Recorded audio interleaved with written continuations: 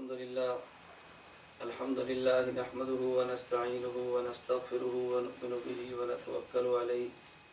ونعوذ بالله من شرور أنفسنا ومن سيئات أعمالنا من يهده الله فلا مضل له ومن يضلل فلا هادي له ونشهد أن لا إله إلا الله وحده لا شريك له ونشهد أن سيدنا ومولانا محمدا عبده ورسوله أما بعد فأعوذ بالله من الشيطان الرجيم بسم الله الرحمن الرحيم وما أرسلناك إلا رحمة للعالمين اللهم صل على محمد وعلى آل محمد كما صليت على إبراهيم وعلى آل إبراهيم إنك حميد مجيد اللهم بارك على محمد وعلى آل محمد كما باركت على إبراهيم وعلى آل إبراهيم إنك حميد مجيد. گرامی قدر سامعین، ہم جس طرح اللہ رب العزت کو اس کائنات میں رب العالمین مانتے ہیں، اسی طرح حضور اکرم صلی اللہ علیہ وسلم کو اس کائنات میں رحمت للعالمین مانتے ہیں. حق جل مجدہ کی ذات پوری کائنات کی خالق ہے، اور نبی اکرم صلی اللہ علیہ وسلم کی ذات پوری کائنات کے پیدا ہونے کے سبب ہے. جس طرح اللہ رب العزت الوہیت میں یکتا ہیں، اسی طرح نبی کریم صلی اللہ علیہ وسلم اپنی ذات گرامی میں یکتا اور بے مثال ہیں. حق جل مجدہ خالق ہیں اور نبی کریم صلی اللہ علیہ وسلم مخلوق ہیں. اللہ رب العزت کی ذات گرامی کے علاوہ جس طرح کسی ذات کو سجدہ جائز نہیں، حضور اکرم صلی اللہ علیہ وسلم کے اعلان نبوت کے بعد کسی اور پیغمبر کا کلمہ پڑھنا جائز نہیں. حضور اکرم صلی اللہ علیہ وسلم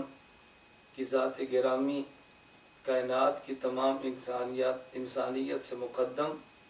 کائنات میں تمام افراد، کائنات میں بسنے والے تمام حضرات سے اعلیٰ و ارفع ہے. حضور اکرم صلی اللہ علیہ وسلم کی ذات گرامی اس قدر مقدس اور اعلیٰ شخصیت ہیں، کائنات میں بڑی سے بڑی قربانی دی جا سکتی ہے، لیکن پیغمبر کی ذات کو کسی پر قربان نہیں کیا جا سکتا. حضور اکرم صلی اللہ علیہ وسلم کی عزت، پیغمبر کی حرمت اور پیغمبر کی ناموس، یہ دنیا بھر کے اہل اسلام کے ایمان کا مسئلہ ہے. حضور اکرم صلی اللہ علیہ وسلم کی ذات گرامی کے فضائل اور مناقب اس وقت بیان کرنا مقصود نہیں. میں صرف آج کی مجلس میں ایک اہم عنوان پہ گفتگو کرنا چاہتا ہوں، اور وہ ہے حضور اکرم صلی اللہ علیہ وسلم کی عزت اور عظمت یا پیغمبر کی ذات پہ حملہ کرنے والے شخص کی شریعت میں سزا کیا ہے. دوسرے لفظوں میں یوں سمجھیں کہ رسول اکرم صلی اللہ علیہ وسلم کی گستاخی کرنے والے ملعون کی سزا شریعت نے کیا مقرر کی ہے. اس لیے کہ اس وقت پوری دنیا میں عموماً اور ملک پاکستان میں خصوصاً حضور اکرم صلی اللہ علیہ وسلم کی ذات مقدسہ کی گستاخی کرنے والے حضرات اس وقت زیر بحث ہیں. عموماً امت مسلمہ کا موقف ایک طرف ہے، اور گنے چنے چند ایک ایسے حضرات کا جو خود کو مذہبی سکالر باور کرا رہے ہیں، ان کا مسلک ایک طرف ہے، جن میں اس وقت ایک بہت واضح نام جاوید احمد غامدی کا ہے، کہ جن کا موقف یہ ہے کہ حضور اکرم صلی اللہ علیہ وسلم کی ذات گرامی پر اگر سب و شتم کیا جائے تو اس کی سزا قتل اور موت نہیں، بلکہ ایسے شخص کو بھی معافی کا حق دینا چاہیے. میں اس وقت آپ حضرات کی خدمت میں قرآن کریم کی وہ آیات اور پھر اس کے تحت مفسرین کی تفاسیر کے حوالے سے گفتگو کرنا چاہوں گا کہ حضور اکرم صلی اللہ علیہ وسلم کی مقدس ذات پر اگر کوئی شخص جملہ کسے، پیغمبر کی ذات پر تبرہ کرے، پیغمبر کی ذات صلی اللہ علیہ وسلم کے بارے میں نازیبہ کلمات کہے، اس کے بارے میں قرآنی آیات کی روشنی میں شریعت کا فیصلہ کیا ہے. نمبر 1 سورۃ النساء کی آیت نمبر 65، فَلَا وَرَبِّكَ لَا يُؤْمِنُونَ حَتَّى يُحَكِّمُوكَ فِي مَا شَجَرَ بَيْنَهُمْ ثُمَّ لَا يَجِدُوا فِي أَنفُسِهِمْ حَرَجًا مِّمَّا قَضَيْتَ وَيُسَلِّمُوا تَسْلِيمًا.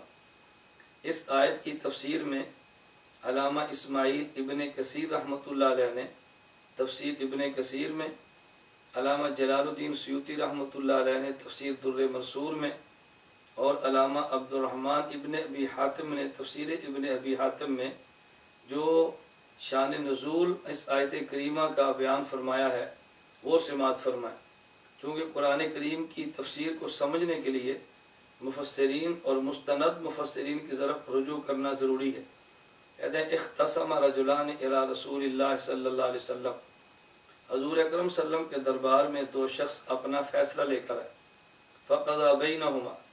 نبی کریم صلی اللہ علیہ وسلم نے دونوں کے درمیان فیصلہ فرما دیا۔ فقال الذی قضى علیہ ردنا الی عمر بن الخطاب، جب اللہ کے پیغمبر نے فیصلہ فرمایا تو جس کے خلاف فیصلہ گیا اس نے کہا کہ ہم حضرت عمر رضی اللہ تعالیٰ عنہ سے فیصلہ کروائیں۔ نبی کریم صلی اللہ علیہ وسلم نے فرمایا انطلقا الیہ، تم جاؤ حضرت عمر کے پاس جاؤ۔ جب یہ دونوں حضرت عمر رضی اللہ تعالیٰ عنہ کے پاس پہنچے، قال رجل یا ابن الخطاب، تو ایک شخص جس کے حق میں فیصلہ تھا اس نے عمر بن خطاب رضی اللہ عنہ سے عرض کیا قضالی رسول اللہ صلی اللہ علیہ وسلم علی ھذا، کہ میرے حق میں جناب رسالت نے یہ فیصلہ فرما دیا ہے۔ اور پھر اس شخص نے کہا ہم عمر بن خطاب رضی اللہ عنہ سے جا کے فیصلہ کرواتے ہیں۔ حضرت عمر رضی اللہ عنہ جب اس کی بات کو سنا تو فرمایا اکذالک، کیا یہ تمہارے فریق نے بات درست کی ہے؟ اس نے کہا جی بالکل درست کی ہے، یہ ہم حضرت رسول اکرم صلی اللہ علیہ وسلم سے فیصلہ کروا چکے ہیں اور اس کے بعد آپ کی خدمت میں حاضر ہوئے۔ حضرت عمر رضی اللہ تعالی عنہ نے فرمایا مکانکما، تم دونوں یہاں ٹھہرو، حتی اخرج الیکما فاقضی بینہما، میں تم دونوں کے درمیان فیصلہ کرتا ہوں۔ حضرت عمر رضی اللہ تعالیٰ عنہ کے ثم خرج الیہما مشتفلا علی سیفہ، حضرت عمر رضی اللہ عنہ اپنی تلوار کو لے کر آئے، فضرب بہ الذی قال ردنا الی عمر بن الخطاب، تو ان میں وہ شخص جو حضرت عمر کے پاس فیصلہ لے کر آیا تھا نبی کریم صلی اللہ علیہ وسلم سے فیصلہ کروانے کے بعد، حضرت عمر رضی اللہ عنہ نے تلوار اس کو ماری، فقتلہ، اور قتل کر دیا۔ ان میں جو دوسرا شخص تھا جو اس کا فریق تھا، وَأَدْبَرَ الْآخِرُ فَارًا إِلَىٰ رَسُولِ اللَّهِ صلی اللہ علیہ وسلم، وہ نبی پاک صلی اللہ علیہ وسلم کی خدمت میں گیا، اس نے کہا یا رسول اللہ قتل عمر واللہ صاحبی، حضرت عمر نے میرے فریق کو قتل کر دیا ہے۔ ہمارے اس کیس میں جو دوسرا شخص تھا اس کو حضرت عمر رضی اللہ تعالیٰ عنہ نے قتل کیا ہے۔ جب نبی کریم صلی اللہ علیہ وسلم کو اس بات کی اطلاع ملی، اس نے اپنی طرف سے جملہ کہا کہ قریب حضرت عمر مجھے بھی قتل کرتے، کیونکہ فیصلہ جو دونوں لے کر گئے تھے، تو میں آپ کی خدمت میں پہنچوں، حضرت عمر رضی اللہ تعالیٰ عنہ کے اس قتل سے میں نے جان بچا لی ہے۔ نبی کریم صلی اللہ علیہ وسلم نے فرمایا ما کنت اظن ان یجترئ عمر علی قتل مؤمن، میرا خیال نہیں کہ عمر کسی مومن کو قتل کرے، کیوں؟ اس شخص کا نفاق ابھی کھل کر نہیں آیا تھا، تو فرمایا میرا اندازہ نہیں کہ عمر کسی مومن کو قتل کرے۔ جب رسول اکرم صلی اللہ علیہ وسلم جملہ فرمایا فانزل اللہ رب العزت نے آیت اتاری فلا وربک لا یؤمنون حتی یحکموک فیما شجر بینہم، اے میرے پیغمبر جس وقت تک لوگ آپ کو اپنے فیصلوں کے درمیان حکم تسلیم نہ کریں اس وقت تک یہ مومن نہیں ہو سکتے۔ گویا کہ قرآن کریم نے حضرت عمر رضی اللہ تعالی عنہ نے جس شخص کو قتل کیا اس کے ایمان کی بجائے اس کے نفاق کا اعلان کیا، اس کا منافق ہونا ثابت ہوا۔ حضرت عمر رضی اللہ عنہ نے قتل فرما دیا۔ کہتے ہیں فحضر دم ذلک الرجل وبرئ عمر من قتلہ، تو نبی کریم صلی اللہ علیہ وسلم نے حضرت عمر نے جو اس کو قتل کیا تھا اس کے خون کو معاف کر دیا، اور عمر رضی اللہ تعالی عنہ اس کے قتل سے بری ہو گئے۔ بری و ذمہ ہونے کا معنی یہ تھا حضرت عمر رضی اللہ تعالیٰ عنہ کے قتل کو قتل ناحق نہیں بلکہ قتل حق تصور کیا گیا۔ اب میرے دوستو میں جو گزارش کرنا چاہتا ہوں بات سمجھیں کہ یہ جو دو شخص آئے تھے ان میں سے کسی شخص نے نبی کریم صلی اللہ علیہ وسلم کو گالی نہیں دی، نبی کریم صلی اللہ علیہ وسلم کو اعوذ باللہ برا اور بلا نہیں کہا، محض پیغمبر کے فیصلے کو قبول کرنے سے انکار کیا۔ علامہ ابن تیمیہ رحمۃ اللہ علیہ الصارم المسرور صفحہ 42 پہ تحریر کرتے ہیں فَإِذَا كَانَ النِّفَاقُ يَثْبُتُ وَيَزُولُ الْإِيمَانُ بِهِ وَيَزُولُ الْإِيمَانُ بِمُجَرَّدِ الْإِعْرَاضِ عن حکم الرسول صلی اللہ علیہ وسلم، محض پیغمبر کا فیصلہ نہ ماننے کی وجہ سے جب بندے کا نفاق ثابت ہوتا ہے اور بندے کا ایمان ختم ہو جاتا ہے، فَكَيْفَ بِالتَّنَقُّصِ وَالسَّبِّ وَنَحْوِهِ،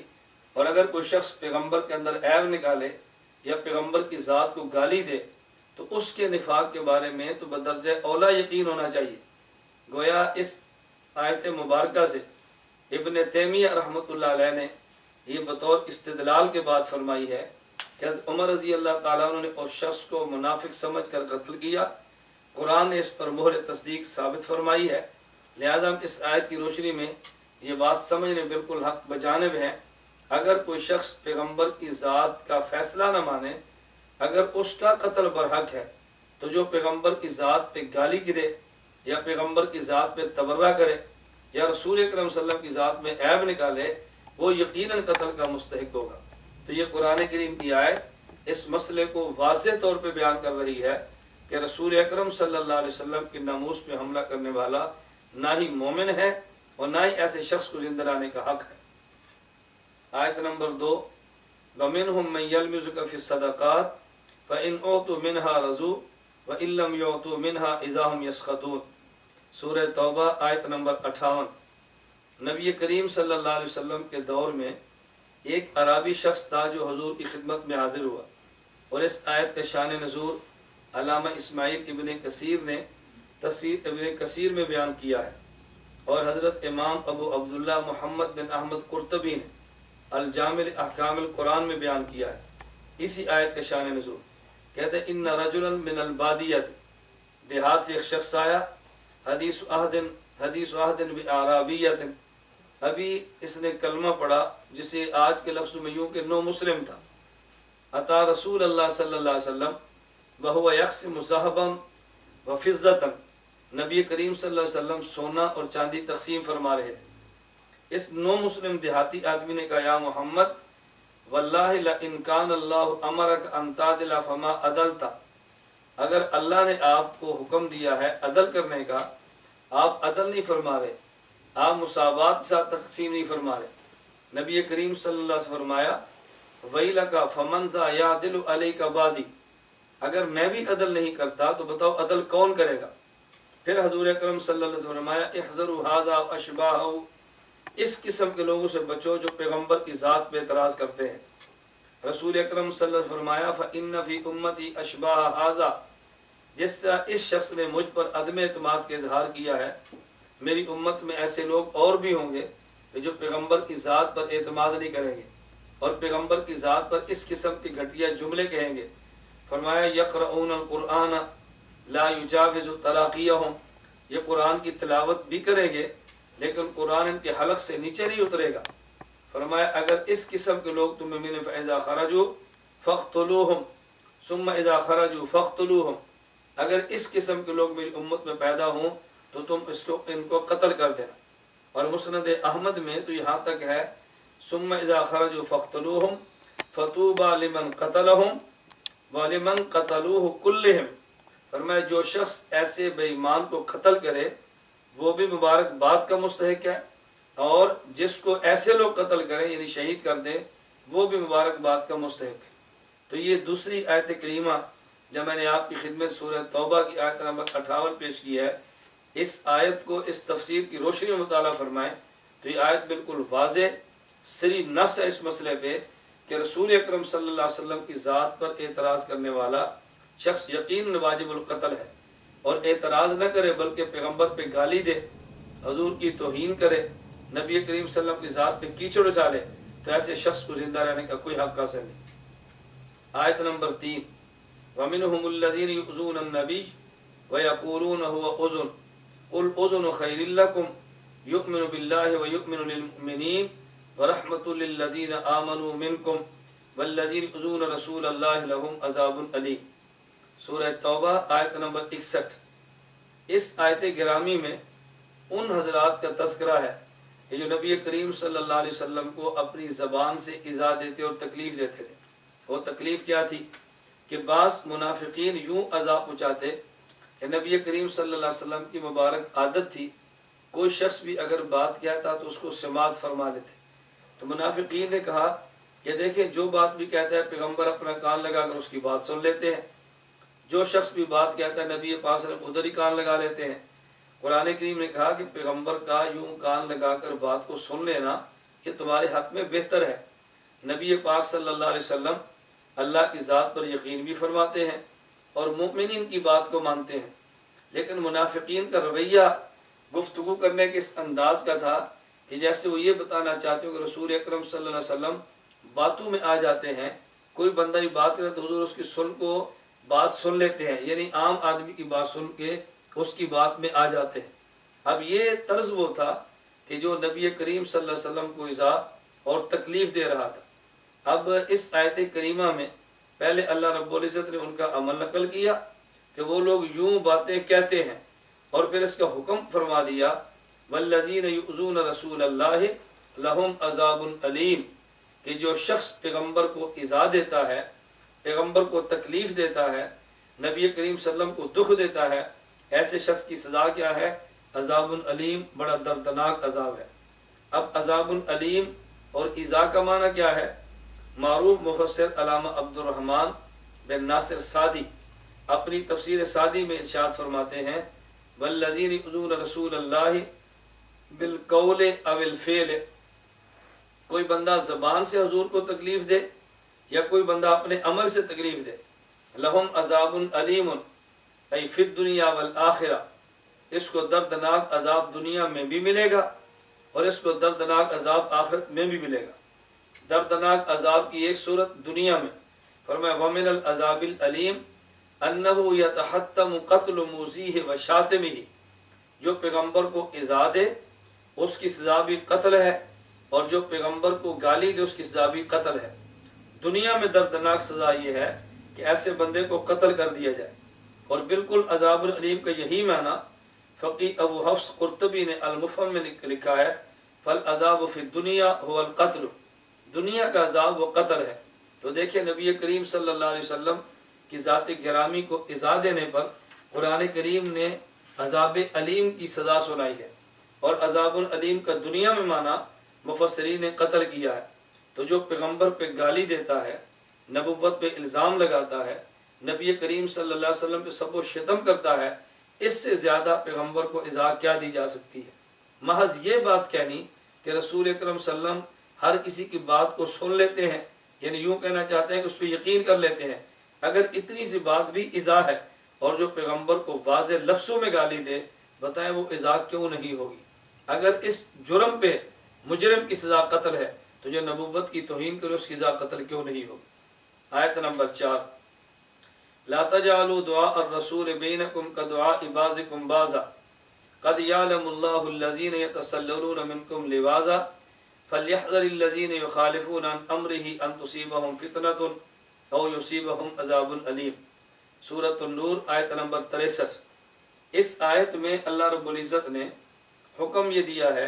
کہ جیسے تم آپس میں ایک دوسرے کو پکارتے ہو، میرے پیغمبر کو تم نے یوں آواز نہیں دینی کہ جیسے عام بندہ دوسرے بندے کو آواز دیتا ہے۔ اور جو لوگ پیغمبر کی مجلس سے کھسک کے نکلتے ہیں، اللہ رب العزت ان کو اچھی طرح جانتے ہیں، ایسے لوگوں کو چاہیے فَلْيَحْذَرِ الَّذِينَ يُخَالِفُونَ عَنْ أَمْرِهِ، پیغمبر کے حکم نہ ماننے سے بچیں، پیغمبر کی نافرمانی سے بچیں، ان تصیبہم فتنۃ او یصیبہم عذاب علیم، کہیں ایسا نہ ہو کہ ان کو فتنہ بھی واسطہ پڑے اور ان کو دردناک عذاب کا بھی واسطہ پڑے۔ تو فتنہ ایک جگہ فرمایا اور ساتھ عذاب علیم کا تذکرہ فرمایا۔ فتنے اور عذاب العلیم سے مراد کیا ہے؟ معروف مفسر علامہ اسماعیل ابن کثیر رحمۃ اللہ علیہ تفسیر ابن کثیر میں فرماتے ہیں ان تصیبہم فتنۃ ای فی قلوبہم من کفر او نفاق او بدعت، کہ اگر پیغمبر کی مخالفت کریں گے تو نتیجہ کیا نکلے گا؟ دل میں نفاق ہوگا، دل میں کفر آئے گا اور اعمال سے بدعت ٹپکیں گی۔ او یصیبہم عذاب علیم، اور دردناک ان کو عذاب پہنچے گا، ای فی الدنیا بقتل او حد، ان کو بطور حد کے کسی سزا دی جائے گی یا ان کو قتل کر دیا جائے گا۔ تو دنیا میں دردناک عذاب سے مراد ان کا قتل ہو جانا ہے۔ تو یہاں بھی دیکھیں محض پیغمبر کی مخالفت کرنے پہ قرآن کریم ان کو دردناک سزا سنا رہے ہیں، اور دردناک سزا کا معنی مفسرین قتل فرما رہے ہیں۔ بالکل اسی طرح علامہ عبد الرحمن ابن ابی حاتم نے تفسیر ابن ابی حاتم میں نقل کیا، فرمایا او یصیبہم عذاب علیم یعنی القتل فی الدنیا، کہ جو شخص پیغمبر کی مخالفت کرتا ہے اس کو دنیا میں دردناک سزا یہ ہوگی کہ اس بندے کو قتل کر دیا جائے۔ اور یہی تفسیر امام فخر الدین رازی رحمۃ اللہ علیہ نے تفسیر کبیر میں فرمائی ہے، علامہ محمود علوسی رحمۃ اللہ علیہ نے تفسیر روح المعانی میں فرمائی ہے، اور علامہ ابو عبداللہ محمد بن احمد انصاری القرطبی نے تفسیر جامع احکام القرآن میں فرمائی ہے۔ الشیخ محمد امین الشنقیطی نے یہی تفسیر اضواء البیان میں فرمائی ہے۔ تو کس قدر مفسرین واضح لفظوں میں ارشاد فرما رہے ہیں کہ پیغمبر کی مخالفت کی سزا قتل ہے۔ میں جو بات گزارش کرنا چاہ رہا ہوں بطور استدلال کے کہ نبوت کی مخالفت کی سزا اگر قتل ہے تو پیغمبر پہ سب و شتم کرنا، پیغمبر کی توہین کرنا اور پیغمبر کو گالی گلوچ کرنا، اس کی سزا یہ بتایا جائے قتل کیوں نہیں ہوگی۔ آیت نمبر 5، ان الذین یؤذون اللہ ورسولہ لعنہم اللہ فی الدنیا والآخرہ وأعد لهم عذابا مہینا۔ اللہ رب العزت نے فرمایا سورہ احزاب آیت نمبر 57 کہ جو لوگ اللہ اور اللہ کے رسول کو ایذا دیتے ہیں، اللہ کے رسول کو تکلیف دیتے ہیں، اللہ کے رسول کو دکھ دیتے ہیں، لعنہم اللہ فی الدنیا والآخرہ، اللہ ان پر دنیا میں بھی لعنت بھیجتے ہیں، اللہ آخرت میں بھی ان پر لعنت بھیجیں گے۔ وأعد لهم عذابا مہینا، اور اللہ نے ایسے لوگوں کے لیے ذلت اور رسوا کرنے والا، ذلت دینے والا اور رسوا کرنے والا عذاب تیار کر رکھا ہے۔ ان الذین یؤذون اللہ ورسولہ، جو اللہ کے رسول کو ایذا دیتے ہیں، اس سے کیا مراد ہے؟ معروف مفسر علامہ عبد الرحمن بن ناصر السعیدی تفسیر سعدی میں یوں فرماتے ہیں، ان الذین یؤذون اللہ ورسولہ وہذا یشمل کل اذیۃ قولیتاً او فعلیتاً، اس میں ہر قسم کی ایذا شامل ہے، خواہ وہ زبان سے ہو خواہ وہ عمل سے ہو، من سب و شتم، خواہ گالی دیتا ہو، او تنقص لہ، پیغمبر کی ذات میں نقص نکالتا ہو، او لدینہ، پیغمبر کے دین میں نقص نکالتا ہو، او ما یعود الیہ بالاذی، یا کوئی بھی ایسا جملہ یا عمل کہ جس سے پیغمبر کو تکلیف پہنچ سکتی ہو، یہ ساری قسمیں اس ایذا کے اندر شامل ہیں۔ اور اگر یہ ایذا دے گا تو سزا کیا ہوگی؟ لعنہم اللہ فی الدنیا والآخرہ، اللہ اس پر لعنت بھیجیں گے۔ اس سے مراد کہتے ابعدہم وطردہم، اللہ ان کو رحمت سے دور کر دیں گے اور اللہ ان کو مسترد فرما دیں گے، اللہ ان کو مردود فرما دیں گے۔ ومن لعنہم فی الدنیا، اور جس پر اللہ دنیا میں لعنت فرمائے، انہ یحتم، یہ بات یقینی ہے، قتل من شتم الرسول وآذاہ، اس کی سزا صرف اور صرف یہ ہے کہ ایسے بندے کو قتل کر دیا جائے۔ تو اس آیت کی تفسیر میں بھی یہی بات مفسرین رحمہ اللہ نے فرمائی ہے۔ فقی ابو اللیث سمرقندی رحمۃ اللہ علیہ نے اپنی تفسیر میں یہی اس آیت کے تحت تفسیر ارشاد فرمائی کہ جو اللہ یا اللہ کے رسول کو ایذا دے اس کو دنیا میں دردناک عذاب یہ دیا جائے گا کہ اس کو قتل کر دیا جائے۔ گرامی قدر سامعین، میں نے 5 آیات کی روشنی میں مفسرین کی تفاسیر کے ساتھ یہ بات واضح کی ہے کہ پیغمبر کی ذات کی توہین کرنے والا، پیغمبر کی ذات پہ الزام لگانے والا اور نبی کریم صلی اللہ علیہ وسلم کی ذات گرامی پہ سب و شتم کرنے والے کی سزا قتل، اور پیغمبر کی توہین کرنے والے کی سزا قتل ہے۔ یہ صرف ان مفسرین کی اپنی رائے نہیں، بلکہ میں مستقلاً آگے احادیث پڑھ کے آپ کی خدمت میں عرض کروں گا۔ اللہ رب العزت ہمیں بات سمجھنے کی توفیق عطا فرمائے۔ قرآن کریم کی آیات اس بات پہ گواہ ہیں، نبی کریم صلی اللہ علیہ وسلم کے ارشادات اس بات پہ گواہ ہیں، اور امت کا تعامل اس بات پہ گواہ ہے کہ جو شخص پیغمبر کی توہین کرے اس کی سزا قتل ہے۔ اللہ ہم سب کو حضور اکرم صلی اللہ علیہ وسلم کی ناموس، عزت، عظمت اور حرمت پہ سب کچھ قربان کرنے کی توفیق عطا فرمائے۔ وآخر دعوانا ان الحمد للہ رب العالمین۔